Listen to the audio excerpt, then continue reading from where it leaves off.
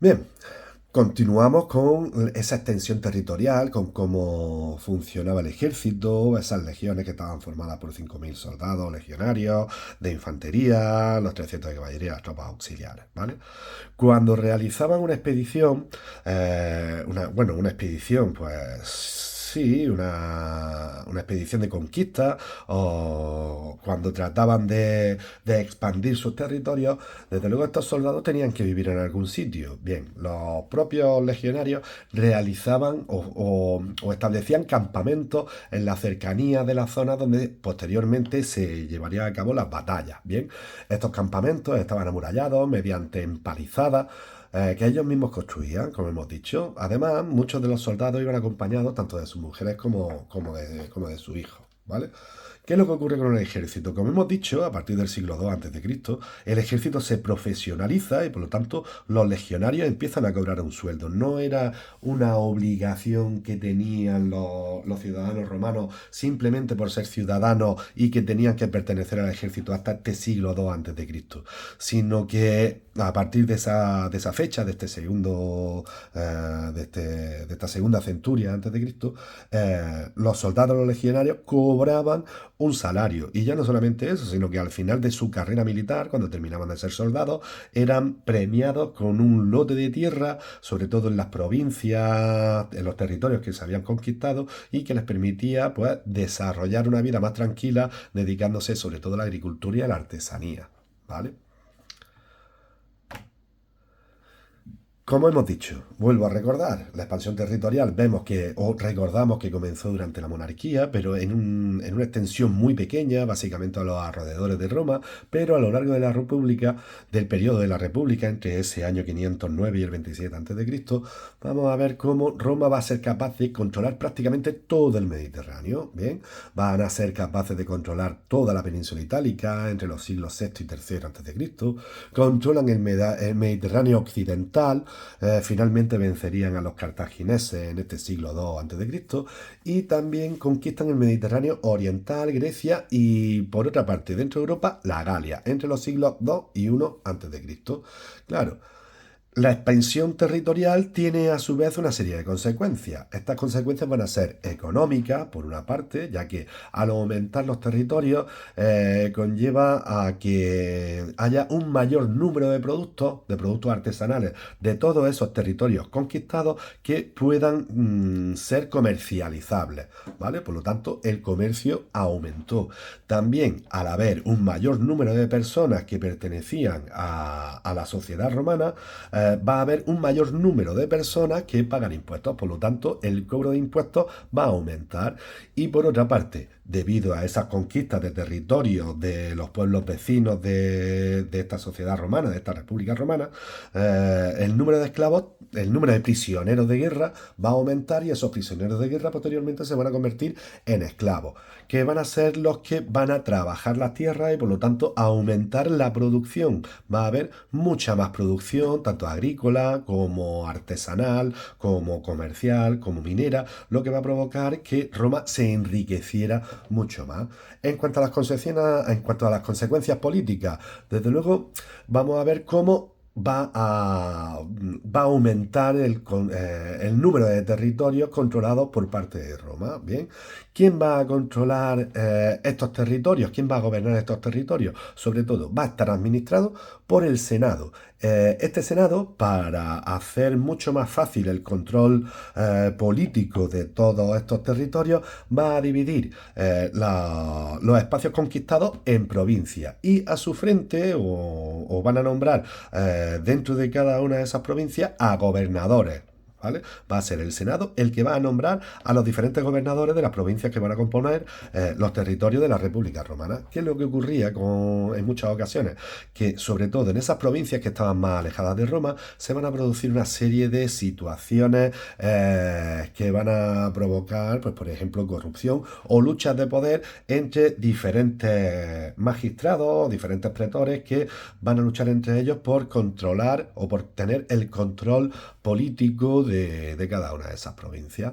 En cuanto a las consecuencias sociales, desde luego, si al aumentar las tierras o al aumentar los territorios conquistados por Roma, también va a haber más tierras. Bien, las mejores tierras van a formar parte o van a entrar a formar parte de las personas más poderosas, de esos patricios o de los plebeyos más ricos, ¿vale? Lo que va a provocar que las diferencias entre ricos y pobres se hicieran cada vez más grandes. Bien.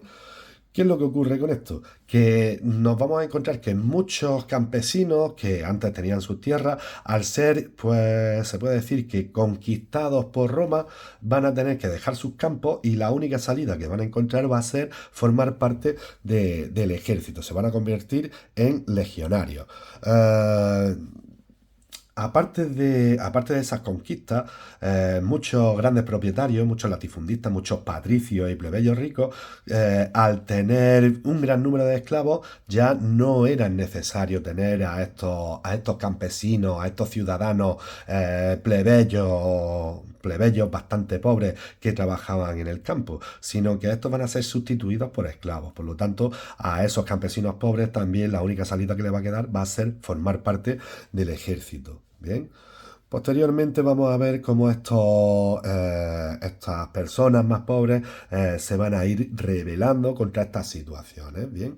Bueno, hemos visto previamente que Roma va a controlar el Mediterráneo, ese Mediterráneo occidental, sobre todo gracias a las diferentes guerras púnicas. Bien, fueron guerras que enfrentaron a romanos y a cartagineses. Estos cartagineses fue un pueblo sucesor de los fenicios, de esos comerciantes que procedían del oriente mediterráneo y que van a ser sustituidos por precisamente los cartagineses. Bien, se van a suceder tres guerras púnicas, ya que a los cartagineses también se los conocía como púnicos. Por una parte nos vamos a encontrar con la primera guerra púnica, en la que Roma va a vencer al general Amílcar Barca, ¿vale? Una primera guerra púnica que se desarrolla entre 264 y 241, sobre todo mediante guerra o batalla situada en el corazón del Mediterráneo, en el centro del Mediterráneo. Posteriormente, la Segunda Guerra Púnica, que se produce entre el 218 y el 201 a.C., va a ser el general Aníbal, el protagonista de este pueblo cartaginés, que va a ser capaz de realizar una expedición desde la península ibérica hasta la península itálica, que prácticamente va a llegar a las puertas de Roma. Bien, pero por otra parte Roma, el Senado romano, va a encargarle a un general romano, a Publio Cornelio Escipión, apodado el Africano, ir hacia la península ibérica para contrarrestar el ataque de Aníbal. Finalmente, Aníbal sería vencido en el año 201 a.C. Y por último nos encontraríamos con la Tercera Guerra Púnica, un último intento por parte de los cartagineses de controlar el Mediterráneo, y que debido a la derrota de estos cartagineses, de estos púnicos, finalmente Roma, para castigar de una forma ejemplar al pueblo cartaginés, va a echar sal sobre la ciudad de Cartago para evitar que creciera nada, ¿vale? Aquí nos encontraríamos pues sobre todo con la Primera y la Segunda Guerra Púnica. La Primera Guerra Púnica, que se desarrollaría en el centro del Mediterráneo, y la Segunda Guerra Púnica, que tiene como escenarios principales la península ibérica y la península itálica. Bien. ¿Cómo se produce el fin de la República? Sobre todo por esas revueltas que llevan a cabo las personas más humildes, ¿vale? Que mediante la representación o siendo representados por un senador o una serie de senadores de la familia de los Gracos, que pretendían que hubiera un reparto más equitativo de la tierra, se llevaran a cabo pues precisamente esas revueltas en búsqueda de un mejor reparto, pero nos vamos a encontrar con que generalmente van a ser los poderosos los que van a vencer en estos enfrentamientos, en estas rebeliones. Lo mismo ocurre con los esclavos, esos esclavos que habían sido conseguidos mediante esas campañas militares, en alguna que otra ocasión se van a rebelar contra sus dueños, como en el caso de Espartaco, ¿vale? Que también finalmente va a ser vencido por los cónsules de Roma mandados por el Senado. Bien. ¿Qué es lo que ocurre? Eh, con estos generales, ¿bien? Pues que muchos de estos generales aprovecharon la expansión territorial para intentar aumentar su poder personal.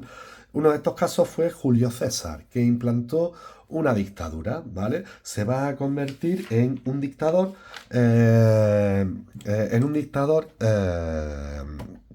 llevando a tomar las decisiones por él mismo. Es decir, debido a los intereses que tenía el Senado sobre los territorios conquistados y sobre las decisiones políticas, Julio César no estaba demasiado de acuerdo con esas decisiones del Senado y por lo tanto trataba de implantar nuevamente, pues no una monarquía, pero sí que un gobierno unipersonal, ¿vale? Por lo tanto, esa es la causa por la que Julio César implanta una dictadura. ¿Qué es lo que ocurre? Que esta dictadura termina en el 44 a.C., cuando algunos senadores, entre ellos su hijo adoptivo Bruto, pues lo van a asesinar.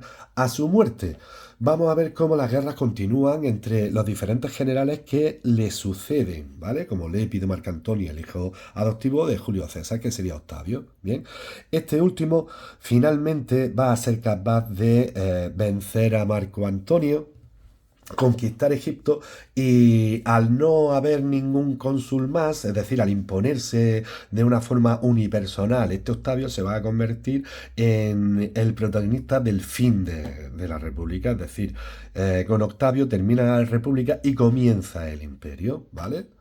Bien, aquí tendríamos ese asesinato de Julio César por parte de algunos senadores. Como Julio César en un primer momento fue pareja de Cleopatra, incluso tuvieron un hijo que se llamó Cesarión. Después, a la muerte de Julio César, Cleopatra va a empezar una relación con Marco Antonio. Marco Antonio se va a enfrentar a Octavio y finalmente Octavio lo que hace es vencer a Marco Antonio. Cleopatra se suicida y comienza ese nuevo periodo de la historia de Roma, que sería el imperio.